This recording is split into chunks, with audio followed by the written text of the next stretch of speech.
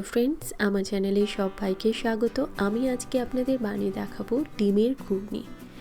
এই ঘুগনিটার টেস্ট মাংসর ঘুগনির থেকেও ভালো হবে, এটা আমি আপনাদের গ্যারান্টি দিতে পারি। তো চলুন দেখিয়ে দিই কী করে করতে হবে। দেখুন, এখানে আমি ঘুগনি মটর রেখেছি 2 কাপ পরিমাণ, ওভারনাইট ভিজিয়ে রেখেছি। অন্তত এটা 7-8 ঘন্টা কিন্তু ভেজাতে হবে।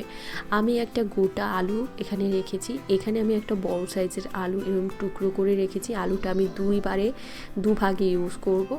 তো এবারে একটা প্রেশার কুকারের মধ্যে আলুটা দিয়ে দিয়েছি, একটু জল দিয়েছি, নুন হলুদ দিয়ে আমি প্রেশারের ঢাকনাটা বন্ধ করে আমি লো টু মিডিয়াম আঁচ করে করে মোটামুটি 4-5টা সিটি দেবো।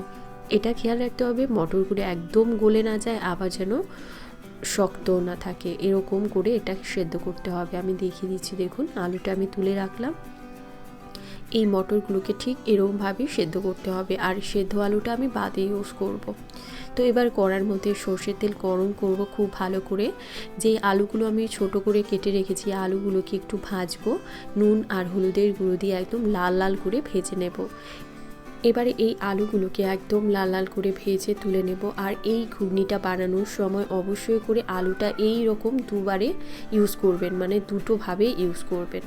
এখানে আমি তেলের মধ্যে তেজপাতা, শুকনো লঙ্কা, গোটা জিরে ফোড়ন দিয়ে এর মধ্যে একটা বড় সাইজের পেঁয়াজ, মানে 1 কাপ মতন পেঁয়াজ কুচি লাল লাল করে ভাজবো। এর মধ্যে 1 টিস্পুন করে আদা রসুন বাটা বা গ্রেট করা আদা রসুন আর লঙ্কা কুচি দিয়ে দিলাম।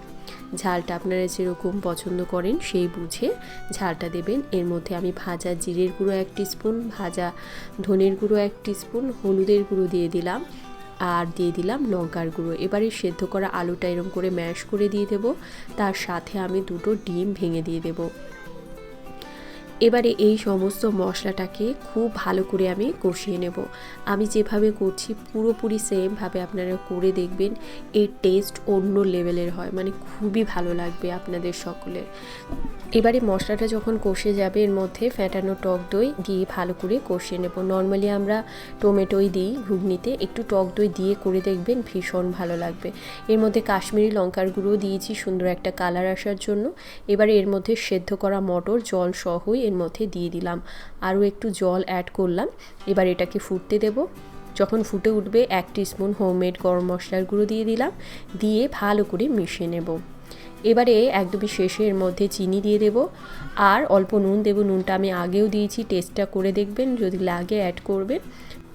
তৈরি হয়ে গেল ডিমের ঘুগনি। এটা আমি সাবুদানার লুচির সঙ্গে সার্ভ করেছি, তার রেসিপি আপলোড রয়েছে আমার চ্যানেলে, আপনারা দেখে নিতে পারেন। তো আপনারা এটা বাড়িতে ট্রাই করুন, কীরকম লাগলো অবশ্যই আমাকে কমেন্ট করে জানাবেন। ভালো লেগে থাকলে লাইক করুন, শেয়ার করুন আর আমার চ্যানেলটিকে সাবস্ক্রাইব করবেন। ভালো খান, সুস্থ থাকুন।